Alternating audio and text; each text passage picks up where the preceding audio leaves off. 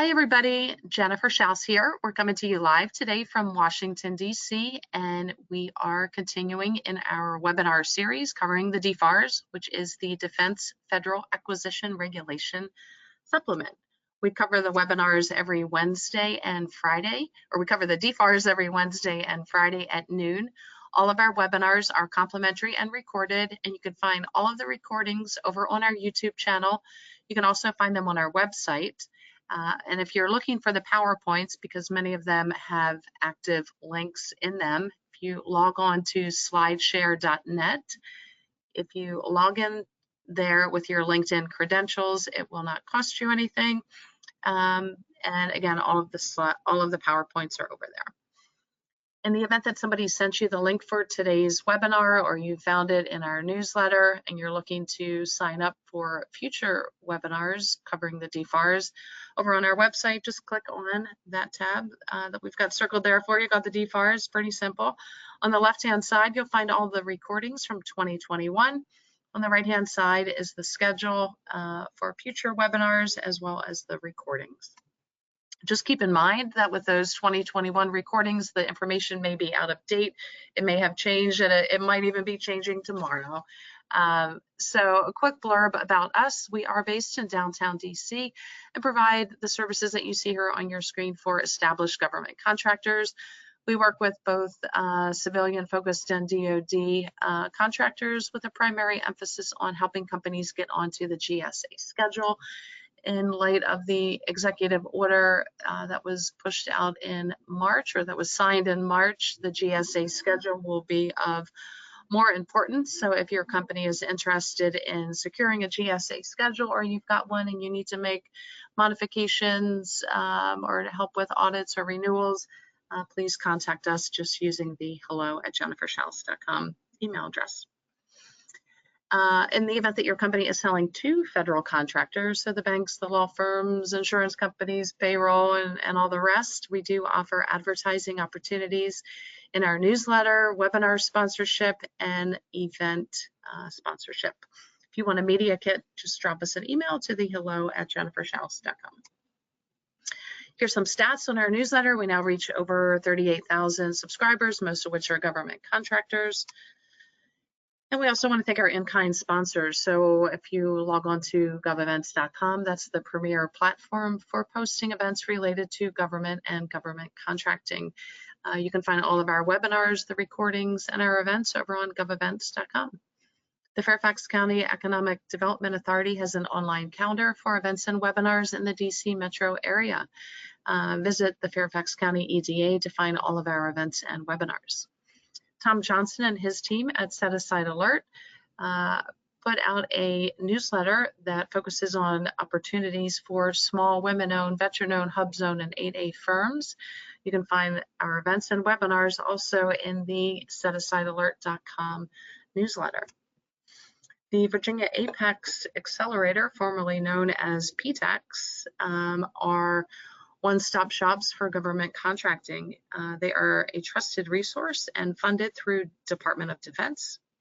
They provide training, counseling, and mentoring for aspiring government contractors, and also matchmaking events. If you want to sell to state, local, or federal government, visit your local Apex Accelerator. You can schedule an appointment with the Virginia Apex Accelerator by contacting them using either the links, the email address, or the phone number on your screen. And we want to thank our paid sponsors, which is what allows us to put the webinars on for free. The BidSpeed platform allows users to search public sector opportunities at federal, state, and local levels. Users can also find anything from a compliance matrix to teaming partners, incumbent point of contacts, expiring contracts, and proposal templates. Discover, manage, and secure government contracts with BidSpeed. BidSpeed is an official partner of the SBA's ETG Empower to Grow program. You can contact BidSpeed using any of the contact details that you see here on your screen. If you're thinking about contracting with the Department of Defense, you need to prepare for CMMC. That is the Cybersecurity Maturity Model Certification. C3 suite of CMMC solutions include C3 Command, C3 Catalyst, and C3 Core. These solutions answer the needs of every defense contractor. Whether your CMMC priority is a fast defined path to compliance or you need the flexibility to manage multiple environments, C3 can help. They are your partner with the deep expertise in IT, cybersecurity, and compliance, and you can contact C3 by visiting the link on your screen. WorkPlan. WorkPlan is the online contract management and accounting tool designed for federal contractors and hosted by Amazon Web Services. Get and stay DCAA compliant, manage expenses, timekeeping, and forecasting, plus use the WorkPlan platform to manage your capture process and your CRM. Contractors can integrate their HR and payroll into this one easy-to-use solution.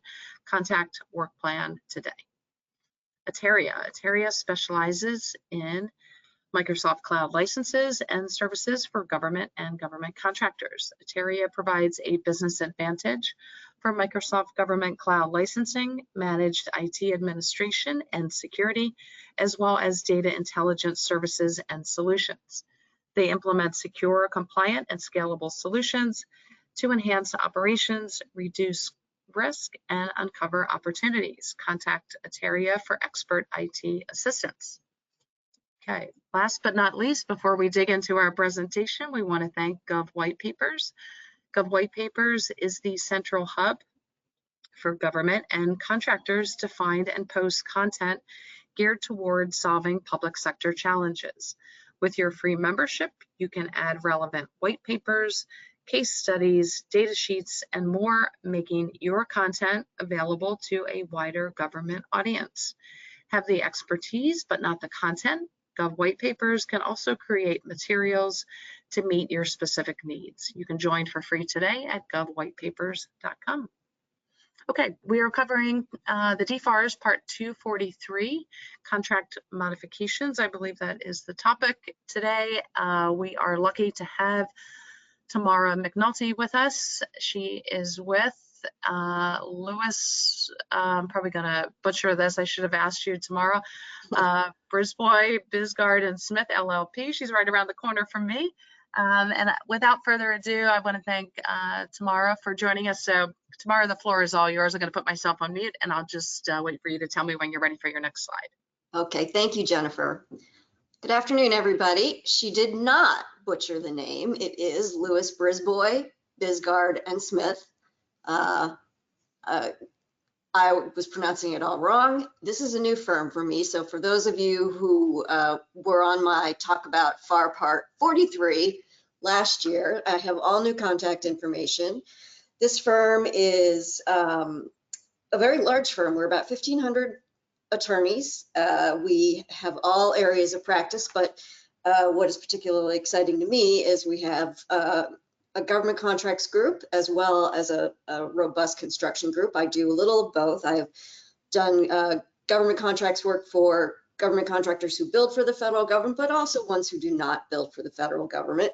And I also do complex commercial litigation. So if anybody needs any help, you can get my contact at the end. All right, next slide. So today we're going to talk about the DFARS Part 243 versus Part 43, which I spoke about last year, the Defense Federal Acquisition Regulations Supplement, or DFARS. It's a supplement. So in other words, these regulations are in addition to the FAR requirements, not necessarily separate from them. They provide implementation and supplementation of the FAR. It's not a standalone set of requirements. If it's not in the DFAR, then you need to go back and look to FAR Part 43 to cover your contract modifications. Most modifications are going to be covered in the FAR and not Part 243, DFAR Part 243, but there are certain situations in which the DFARs do apply, and we're going to talk about those today. So next slide. As I said, the DFARS Part 243 is limited in scope and in application, and it's limited to 3 basic categories. First of all, some procedural items. Second, modifications for unpriced change orders over $5 million. And finally, with regard to certain contract clauses. that are supplemented. So next slide. The first of the procedural items is found in part 243.107-70. It's a notification of substantial impact on employment. So once the contracting officer has determined that the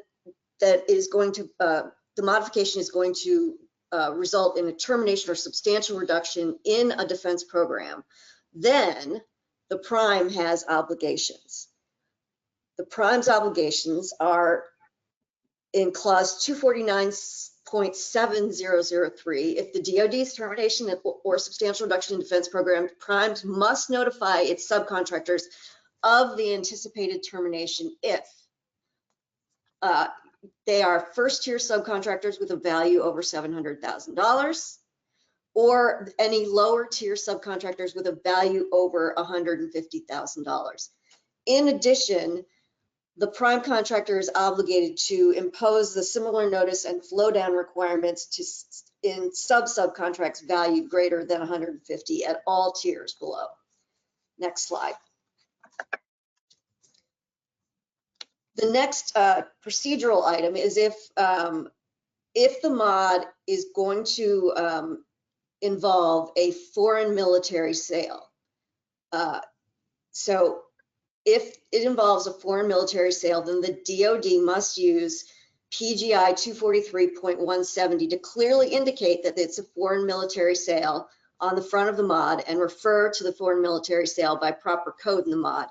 The PGI is procedures, guidance, and information. That's what it stands for. It's a companion resource to the DFARS, and it provides guidance and information relevant to FAR and DFARS topics. So it's a good resource for everyone here. The PGI for 243.171 regarding obligation or deobligation of funds provides guidance to the contracting officer for how to provide sufficient information in each modification to help the paying office ID the changes appropriately. So when funds are being obligated or deobligated, they use 243.171 to help the paying office understand where the funds go. The PGI for 172 under the application of modifications clause provides guidance on how to understand the order of modifications. When the numeric order is not the order of when the change took effect, and this happens sometimes with multiple change orders in a given day. The PGI then instructs that the order is determined by the effective date or the signature date on the modification, not necessarily the numbered order of the modifications. So those are the procedural items that the DFARS covers. Next slide, please. Of course, DFARS Part 243 applies to change orders, particular change orders. Subpart 243.204-70-1A applies to unpriced change orders with an estimated value exceeding $5 million.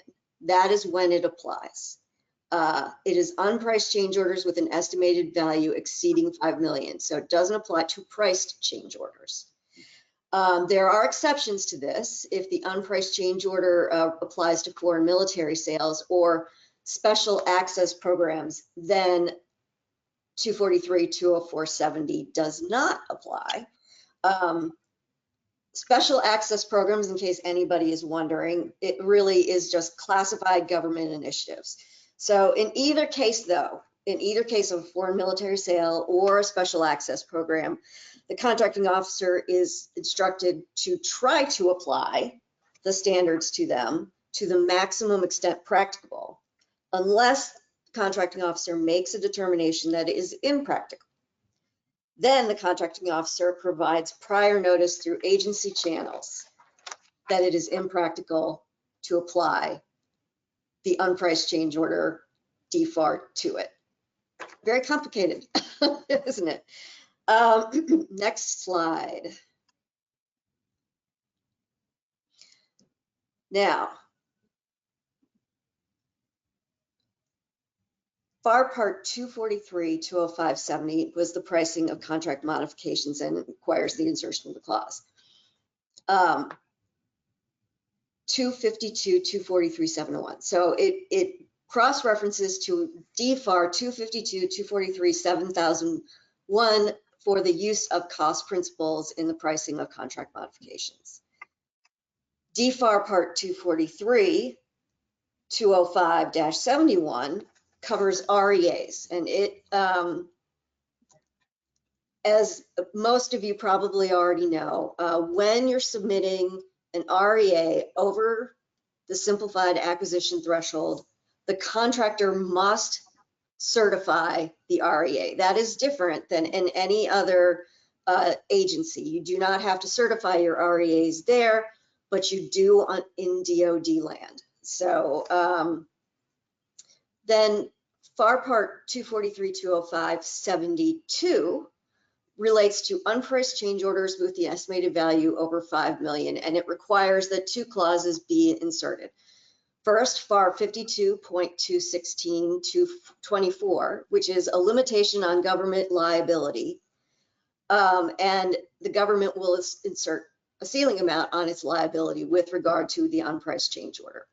Second, FAR 52.217.7027 regards contract definitization. It also, 205-72 relates to other items, but we only care for the purposes of this particular presentation about the unpriced change orders with the estimated value over 5 million.